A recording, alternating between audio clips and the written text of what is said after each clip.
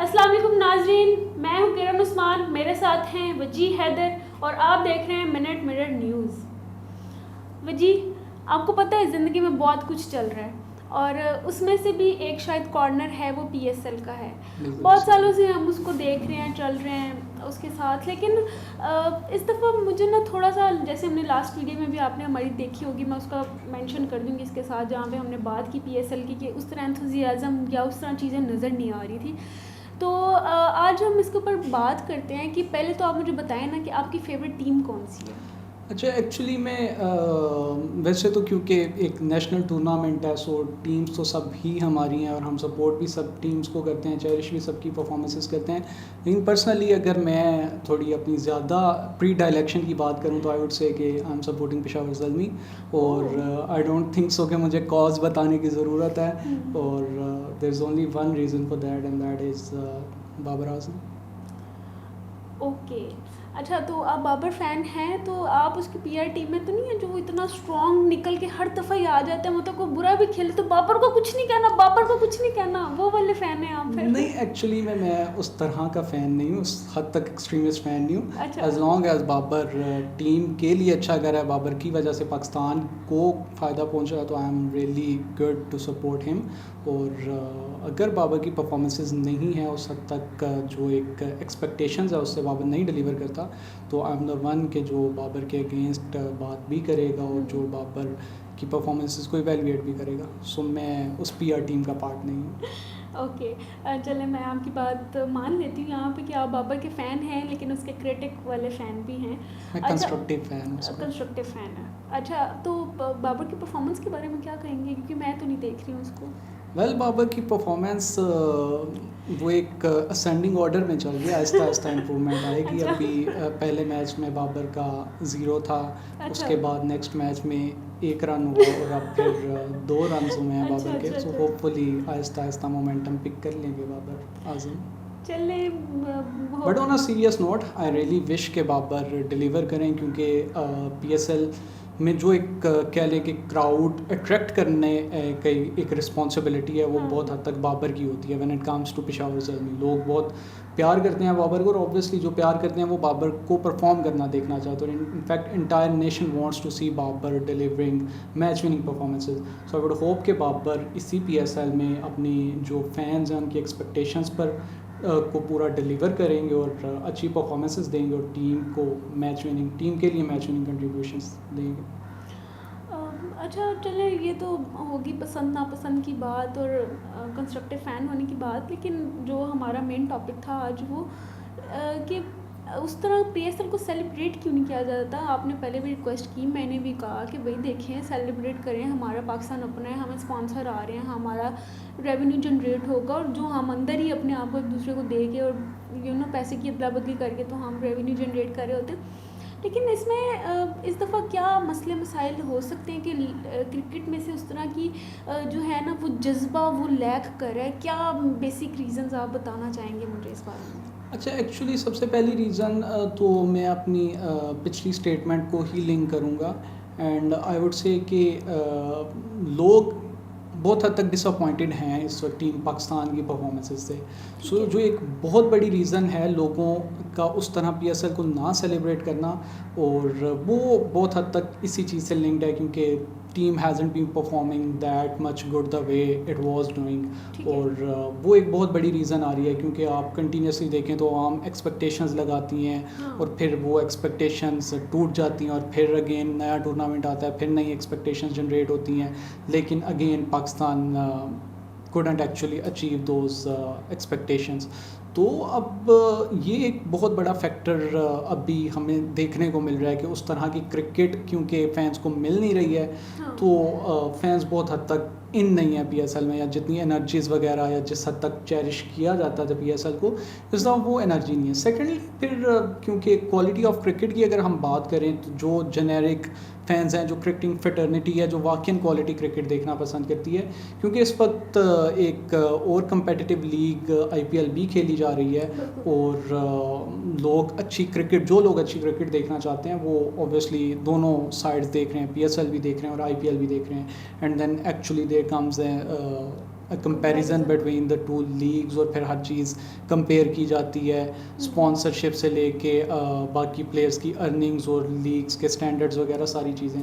सो वो भी एक बहुत हद तक एलिमेंट रह रहा है अभी, क्योंकि अगर आप देखें तो जो एक फॉरेन प्लेयर्स अट्रैक्ट किए हैं पाकिस्तान सुपर लीग ने, वो कंपैरेटिवली उस हद तक टॉप नॉच नहीं है जो आईपीएल में खेल रहे हैं। सो क्योंकि लोग एक पाकिस्तान के जो जेनेरिक प्लेयर्स हैं उन्हें तो बहुत हद तक पसंद करते हैं, लेकिन people actually also want to see कि अच्छे इंटरनेशनल स्टार्स भी आए पाकिस्तान में। तो वो जो एक विंडो इस दफ़ा जनरेट हुई है ना, और सिमल्टेनियसली हम देख रहे हैं कि पीएसएल और आईपीएल साथ साथ चल रहा है, वो भी एक बहुत बड़ा रीज़न है इस दफ़ा लोगों की उस हद तक एक्साइटमेंट ना आने का, क्योंकि सिमल्टेनियसली अच्छी क्रिकेट दोनों जगह पे देखने को मिल रही है, और वो to some extent attention divide हो जाती है। आईपीएल की तरफ भी लोगों का बहुत हद तक ट्रेंड है देखने का, और पीएसएल भी लोग देख रहे हैं। तो वो एक ये भी बहुत बड़ा फैक्टर है इस हवाले से कि लोग पीएसएल में उतना इंटरेस्ट नहीं ले रहे हैं। वो जी, मैं आपकी बात में ना यहाँ कुछ चीज़ें ऐड करना चाहूँगी जो ये आपने ऑब्ज़र्व किया कि ये रीज़न्स हो सकती हैं। अब मेरी ऑब्जर्वेशन ये है कि मोस्टली फेब में होती है या जी, जी। मार्च में हो जाती है पीएसएल।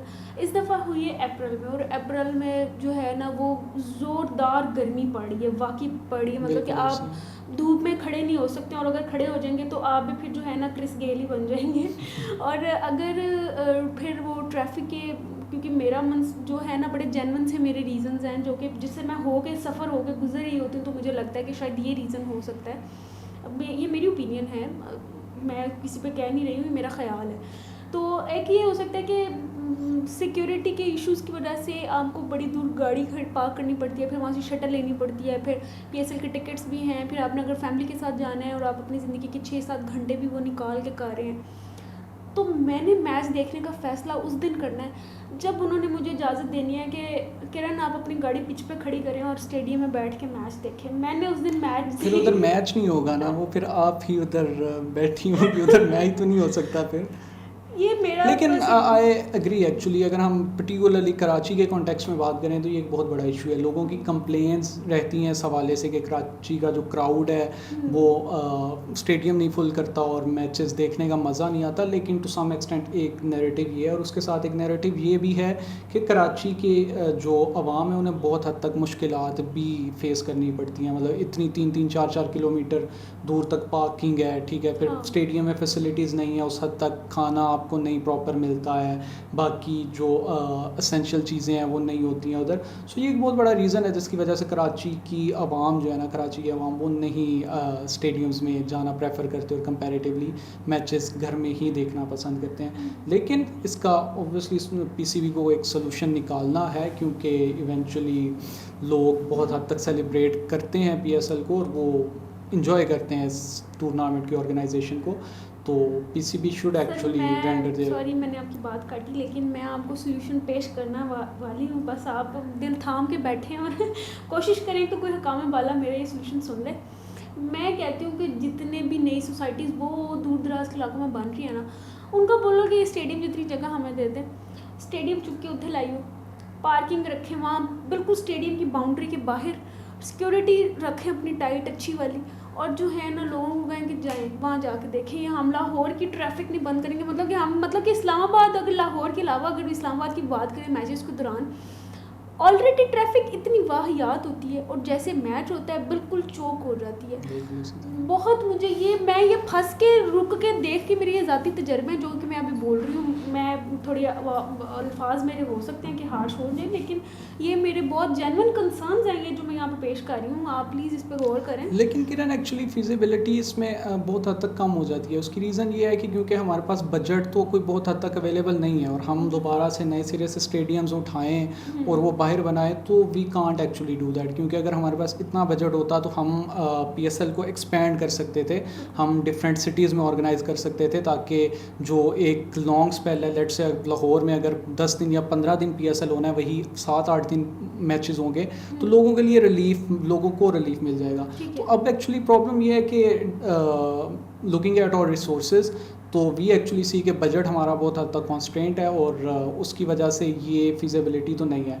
लेकिन हाँ, इसमें ये है कि ट्रैफिक को ज़रूर मैनेज किया जा सकता है, मतलब जैसे कि जिन होटल्स में होती हैं रेजिडेंट्स वगैरह रेजिडेंस होती हैं इन प्लेयर्स की, उधर से आई वुड से कि इन्हें एक टनल वगैरह की फॉर्म में कोई चीज़, जैसे अब इन्होंने ऑरेंज लाइन के लिए एक प्रोजेक्ट वगैरह बनाया, तो इस हवाले से कुछ इम्प्रूवमेंट्स की जा सकती हैं कि एक अंडरग्राउंड टनल वगैरह हो प्लेयर्स को एक्सपोर्ट करने के लिए, उनकी ट्रांसफ़र के लिए टूवर्ड स्टेडियम और स्टेडियम से वापस होटल में। सो ये एक वो चीज़ है जो मैनेज कर सकती है और इस हवाले से कैन से कि और लास्ट टाइम जब वो आईसीसी चैंपियंस ट्रॉफी की बात हुई थी तो हमारे सीनियर सहाफ़ी एहसन रज़ा साहब, उन पे भी मैंने ये बात की थी। मैंने कहा सर इस तरह का कोई सीन नहीं हो सकता कि हम स्टेडियम से निकालें टीम्स को और होटल्स में डाल दें, यानी कि कज़ाफ़ी के अंदर ही होटल्स बनाएं।